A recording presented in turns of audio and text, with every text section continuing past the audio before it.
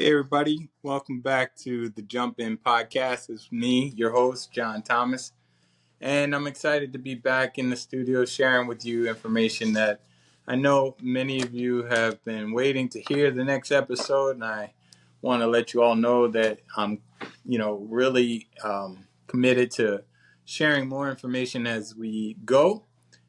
Today was an amazing day. I woke up, with an inspiring message that was provided for me in my dreams, and it opened up a lot of, you know, um, what can I say, potential possibilities, things that, were there under the surface, ideas that I had for, both growing my business and working on me personally. For those of you who haven't heard any of my other episodes, I'll tell you, this year since January has been a real commitment to, improving both my personal, my professional life and lifestyle, and creating, opportunities that would make a difference for me and my family, make a difference for me personally in my physical fitness. And, I'm excited for the results that have been produced. I started the year, as many of you may know, at a high point of like 243 pounds. And I'm excited to share that I, set a goal of originally I thought I would, maybe go down to 225, but I actually uh, measured in at 215 and lean. And I'm excited to continue the journey. There's still more work to be done in that respect. So I know, I keep moving the bar to, set myself up for more success in that area. And, so now the new goal is by my birthday, which is October 9th, to be at 210.9. So this year, I'll end the year 202.5. So ending 2025 at 202.5, and really looking at what that means for me physically, and also in the area of relationships, man. I mean, there's a commitment to really, identify, the next and the greatest relationship I could possibly have, besides the one I have with my Lord and Savior and my family, is, to create a romantic relationship with someone who is a match for who I am. So I talked about in the last episode, things about relationships and creating a relationship you want. And so this episode, I'm going to spend a lot more time specifically talking about, identifying your love language. And, you've heard different experts, and, if you've read the book, as I have, the five love languages, you'll know a lot of the information I share is out there for people. But I'm going to give it a spin, from a personal level, and also, from how to take action from a coaching perspective on things that will help you to either invite the person or persons into your life that will make that connection with you, or just really being committed to what it looks like for you personally to set yourself up to be available for a relationship, or in many cases, those of you who are successful already, to even improve the relationships you already committed to. And so again, when we talk about relationships, you have to know that relationships are a fundamental aspect of our human existence. They encompass various forms of connection, from romantic love to platonic friendships. Now, you got to know these connections are often described as sources of strength, courage, and joy for people. And the quality of relationships is emphasized, with importance being placed on mutual support, encouragement, and acceptance. And more importantly, relationships are seen as a journey of growth and understanding. They require effort, communication, and the ability to forgive. The last few years, I've been working through some of the things that have challenged me in my search for what I call my person or my next best plus one, my match, right? And that's a relationship I desire with a woman who is a match for who I am in the world. Now, it's been 17 years since my ex-wife and I divorced, and we have a great relationship. We're friends. We co-parent our kids. And, but it's been about 2.5 to 3 years since I've had a significant relationship with a woman. My last significant relationship, she went on and eventually wound up marrying someone else. And, in the last 4 to 5 months, my communication ended with someone I thought was, really that met every criteria except for one that I created for what I wanted in a relationship. And so again, I'm not giving up. I've been involved in the online dating community. I'm an old-fashioned guy, so I'll still go out and go to events and meet people, and I'm open to where and whoever that person is and wherever they may be. And I'm excited to play the game and hopefully create that within this year. So what I talked about creating a criteria for my relationships. For years I went through many relationships, not settling for people that I was attracted to but really not connected with, and then there were people I was connected with but I wasn't attracted to, and you name it.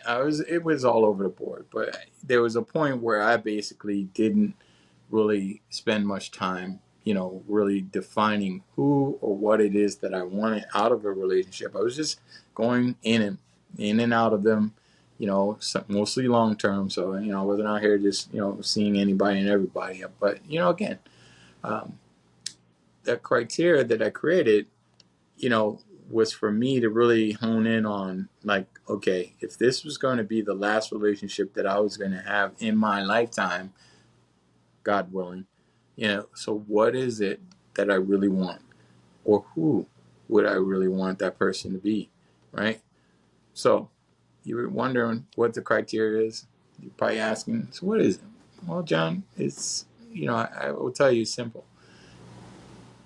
And it's just 5 things that I've determined were absolutely necessary for me and important in knowing whether someone had the potential to be a real match for who I am and for me as a person.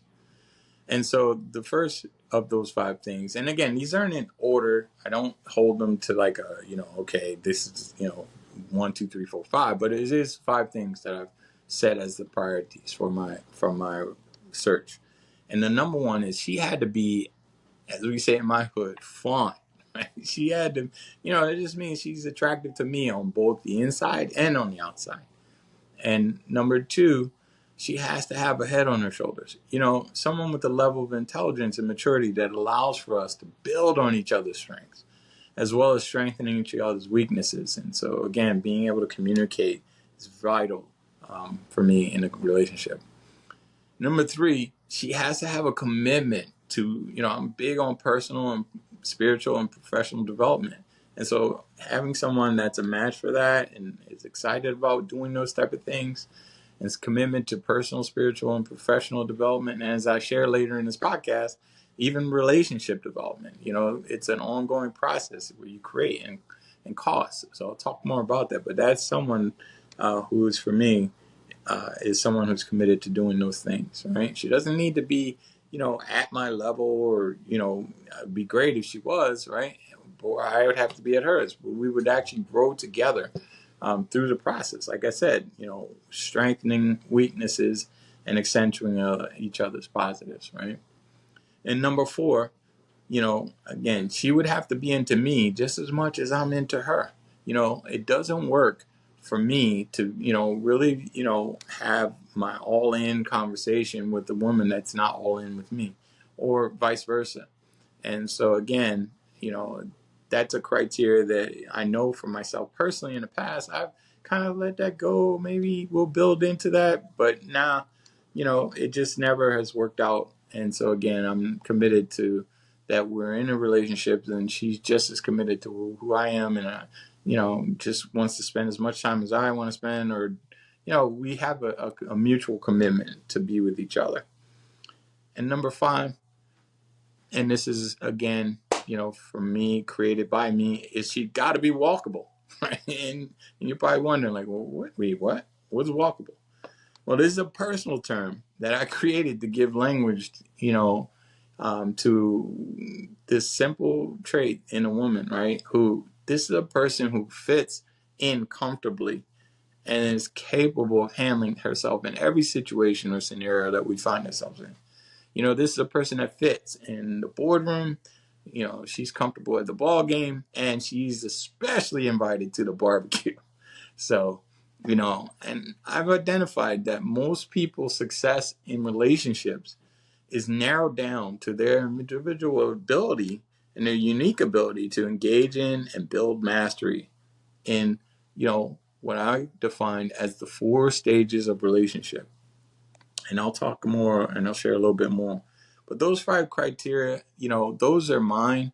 You can create your own, just look for the things that are most important to you and that you value. And again, you can use the tips that I give you in this podcast to help you, to craft and create them. And, there's no such thing as plagiarism in the work that I do. Again, if something works for me, it may work for you. It may not. So feel free to copy and paste if it works and if you think that it can be of use and of value to you. As I've shared, those unique abilities that people have to engage in and build mastery in what I call the 4 building stages of relationship. And I'll share each one of those stages as we go, right? But the first stage is what I call relationship creation. Now, stage 1 is to get the relationship you want, you first, as I've shared with you already, you have to define what it is that you're looking for, what that looks like for you, including your core values and non-negotiables, right? And then stage 2 is relationship development. Now that you've created a relationship, you want to start to develop that relationship. And stage 2 is where you focus on developing healthy communication, building trust, and being open to vulnerability. And it's also crucial, to be mindful of whatever red flags you're going to see in this person and to cultivate the qualities that you want to attract in a partner. Now, stage 3 is what I call relationship management. And stage 3 will be where most people will find themselves either succeeding or failing because, this is where you'll spend the majority of time. This is where most of the time is spent in relationships. This is where dating happens. This is where communication, at every stage is crucial, but it becomes critical at this point, right? Intimacy is also established during this stage. And it's also where you'll start to build and, create commitments, and you'll make commitments to each other as you go, right? And then stage 4, but it's last but not least, right, is relationship recreation. Human beings are constantly growing or evolving, or at least they should be in commitment to doing that, right? And who they are in relationships is no different. So the recreation phase in relationships is where those in committed or long-term relationships will look at who they have grown to be in their relationships and, really take time to assess or either determine who they want to be going forward and who they want to create themselves, even newly with their partner, or who knows, move on to a partner that works. Again, we don't know the future, but you can create and spend time developing the relationship and recreating them, even as you go. Right now, as I shared, I'm going to discuss more about the stages later in the episode of the Jump In podcast. But for now, I just want to provide a more detailed breakdown on what you want to focus on to create the relationship you want. And it starts with the first step, which is the number 1, you have to define your ideal relationship. Again, I've talked about this, right, in previous podcasts, but I want to just reemphasize it now because it's going to tie into, when we get to the communication about what are your love languages, so what's truly important to you in relationships. And so again, I suggest looking at your core values as they'll continuously shape your expectations. List deal breakers, What are the absolute non-negotiables that you have in your relationships? And what are you not willing to compromise on? And consider whatever your relationship style is. Do you prefer casual? Do you prefer romantic or committed relationship? Be upfront with yourself first and then with others, right? And take time, as I've shared, to reflect on any past relationships. You can take notes from the past, right? But you don't want to live on. You build on your history. You don't live by it, right? But you do want to look at what worked well for you, what worked well and what didn't, and what worked well for the other person, what didn't. And again, evaluation is a person activity if you're in a relationship with another person, right? You want to actually get their feedback, whether it's positive or negative. And this can provide you valuable insights into your needs and your preferences. And then, as I shared, the second step is you want to develop healthy relationship skills. You want to always be working to improve your communication. You always want to practice active listening. You want to build trust. You want to be someone who's reliable, consistent, trustworthy in your actions and your words. And always look to embrace vulnerability. Sharing your true self and emotions can deepen your intimacy and create stronger connections. And of course, always be committed to learning how to handle conflict. Now, when we talk about, okay, I did all those things, I'm committed to all those things, and I'll continue to build those skills. And yeah, John, I'll keep looking at, myself. And, again, I did this work for myself first so that I could be available to other people second, right? And what I will tell you, by now, you probably have no doubt have heard of love languages, right? If you've been on this earth since 1992, you've heard about those infamous 5 categories that every person supposedly falls into when it comes to showing and receiving love. Now, the framework was invented by Dr. Gary Chapman, a PhD, who wrote in his 1992 book, right, The 5 Love Languages. And, the subtitle is The Secret to Love That Lasts, right? And in it, he talks about and says that learning and making use of your love languages is the key to a lasting relationship. So, I bought the book. I've read that book years ago. I've studied the material that he put in there. And, it's sound information. It definitely has a lot of relevance to, who you are and who the other person are in your life, right? And the theory suggests that people have different personalities, right? We know that already about individuals, and they give and receive love in different ways. Now, I'm not alone in saying that, knowing your love language can be the most important element of your relationship. If you know your love language, right, you can also begin to share that and express it with other people. However, love languages they're not the be all and the end all of a perfect relationship. I look at the love language as a starting point for, individuals and couples, right? And it all goes back to paying attention. Love language can help people, especially couples, explore how to express love in a way that the other person finds meaningful. And keep in mind also, right, that you may connect with more than one love language, and that's normal. People tend to express love, via primary and a secondary love language, and potentially others that aren't included in the original 5. So there are more than just these love languages that I'm going to talk about. These are just the 5 overarching themes that came out of Chapman's particular research. And then he put it in his book, right? So if you're interested in trying love languages as a way to strengthen your relationship or attract a new one, listen closely because I'm about to lay it all out, right? Now, wow, love languages can be very helpful tool for building stronger relationships.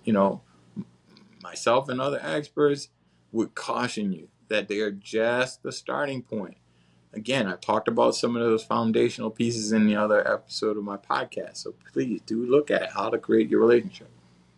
Now, here's everything you need to know about love languages and how to identify yours and how to use them to enhance your connection with your partner.